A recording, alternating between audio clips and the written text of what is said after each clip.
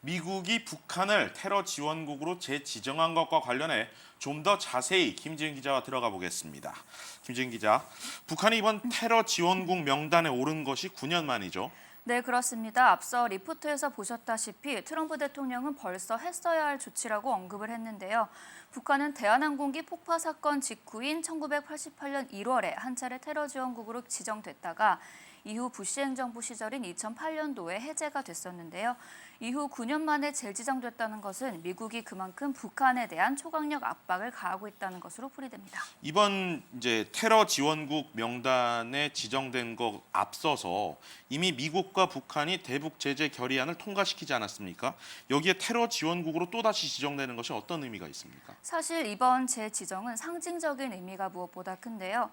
일단 테러 지원국으로 재지정되면 미국과의 외교 관계 회복에 상당히 어려움을 겪게 되고 또 국제사회에서도 더 강력하게 불량 국가로 낙인이 찍히는 것입니다. 이렇게 되면 미국으로선 김정은 정권의 손발을 묶겠다는 의도인 건데 북한은 더 구석으로 몰리고 북한 정권 교체 가능성도 그만큼 커지는 것입니다. 상징적인 의미라고 얘기를 했지만 그렇다고 해서 규제가 없는 것은 아니지 않습니까? 실질적으로 추가 규제가 있을 것으로 예상이 되는데 어떻습니까? 네, 실제 일단 구체적인 추가 제재에 대해선 내일 재무부가 발표할 것으로 알려졌는데요. 저희가 일단 예산 규제를 생각해 보면 군사와 경제 지원뿐 아니라 전방위적으로 규제가 가해질 것으로 보입니다. 구체적으로는 무기 수출 통제법, 그리고 수출입 은행법 등이 적용돼 무역 제재와 무기 수출 금지 등의 규제를 받게 됩니다.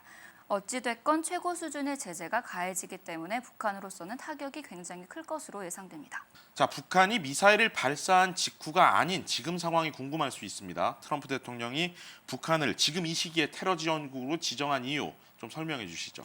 네, 사실 미국은 앞서 김정은 위원장의 이복형인 김정남 사건과 이후에 대학생 사망 사건이었죠. 원비어 사건 이후에 테러 지원국 재지정 여부를 계속 저울질해 왔었습니다. 이후 지난 8월에 구체적으로 한 차례 재지정 여부 결정이 오갔는데 그 전에 북핵 위기의 변곡점이 될 트럼프 대통령의 첫 아시아 순방이 잡히면서 뒤로 미뤄지게 된 건데요.